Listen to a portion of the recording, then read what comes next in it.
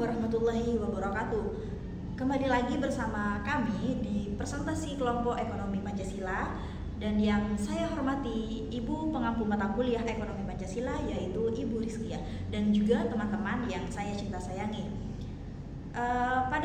Pada materi kali ini kita akan membahas tentang dasar hukum dalam sistem ekonomi Pancasila, yaitu di dalam sebuah negara tentu pasti terdapat perekonomian yang berguna untuk menyokong kehidupan masyarakatnya, dan di balik perekonomian tersebut terdapat sebuah sistem yang berfungsi untuk mengatur jalannya ekonomi di negara tersebut.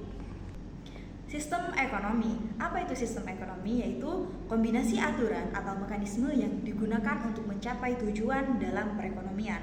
Pada dasarnya, sistem ini mengatur hubungan ekonomi, hubungan antara manusia dalam masyarakat tentang bagaimana mereka harus berperilaku dan bertindak.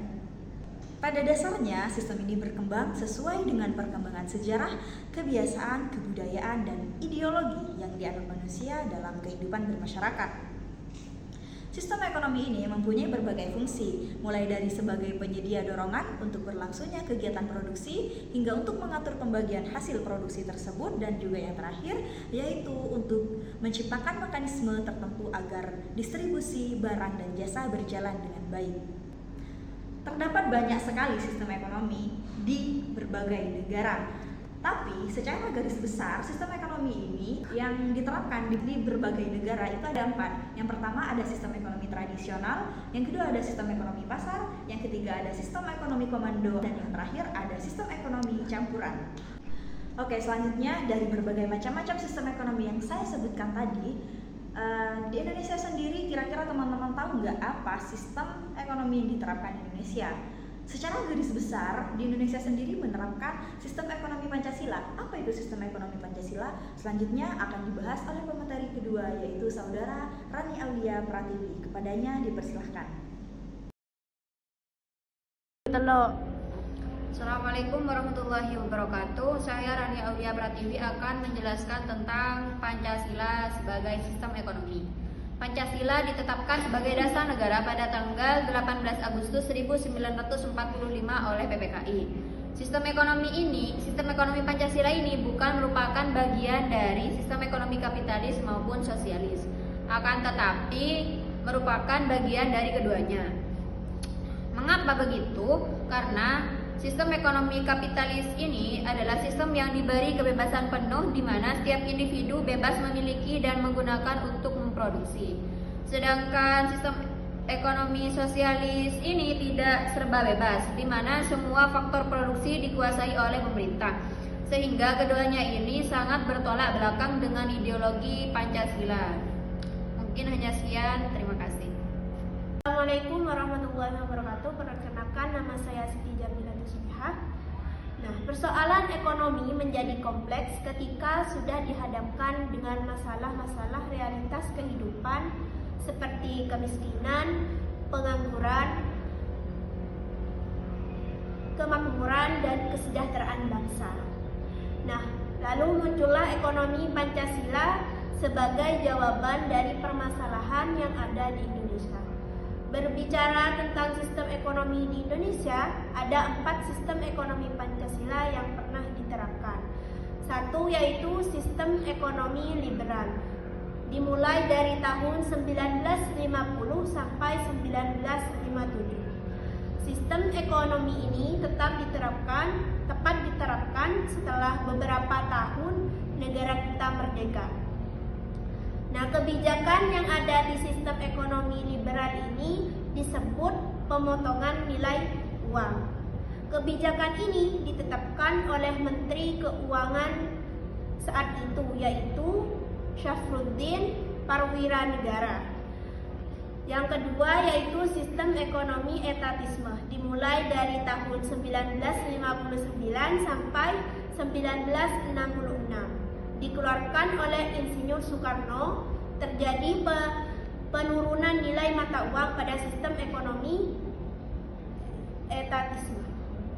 Yang ketiga yaitu sistem ekonomi campuran, dimulai dari tahun 1967 sampai 1998. Sistem ini berlaku pada pemerintahan Orde Baru Soeharto. Kegiatan bidang ekonomi ada campur tangan pemerintah dan masyarakat. Yang keempat yaitu sistem ekonomi Pancasila. Dimulai dari tahun 1998 sampai sekarang.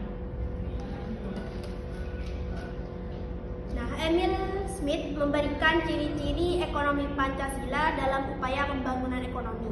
Satu yaitu usaha negara maupun swasta tumbuh berdampingan tanpa dominasi salah satu untuk menghindari monopoli atau oligopoli, dan perekonomian tumbuh dengan sehat.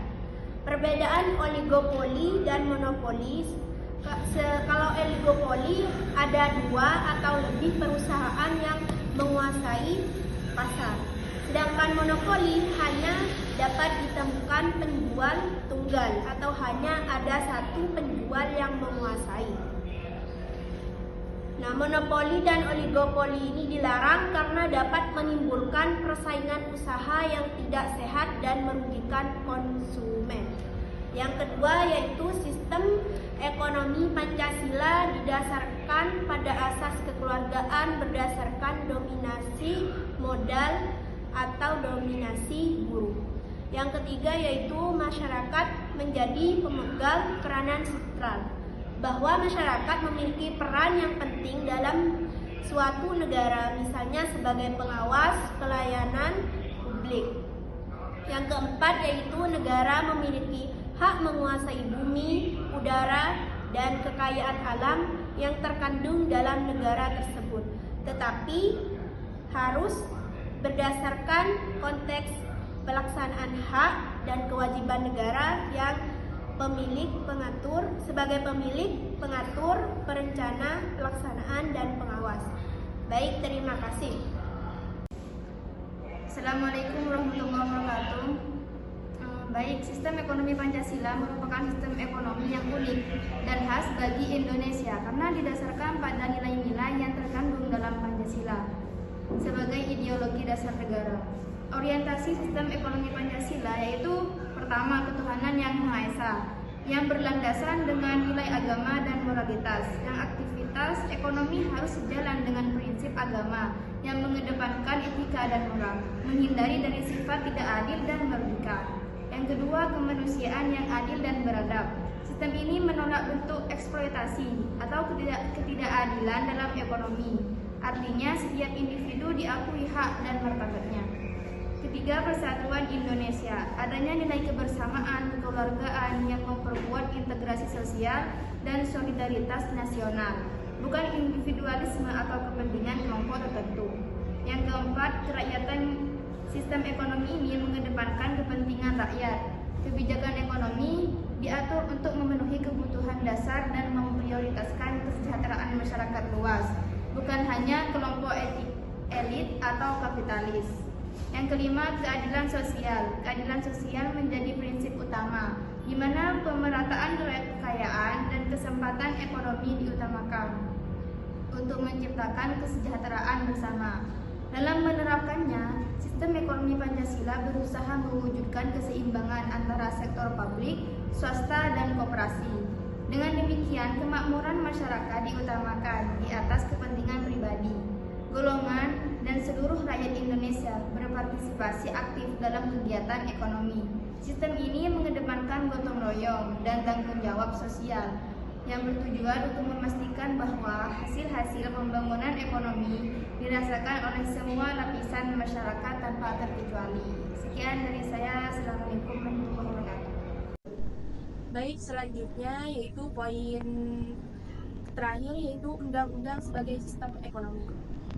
Undang-undang sebagai sistem ekonomi terkandung dalam pasal 33, di mana pasal 33 ini merupakan representatif atau perwakilan dari arah kebijakan ekonomi tertinggi yang berfungsi sebagai dasar dalam pembangunan perekonomian nasional.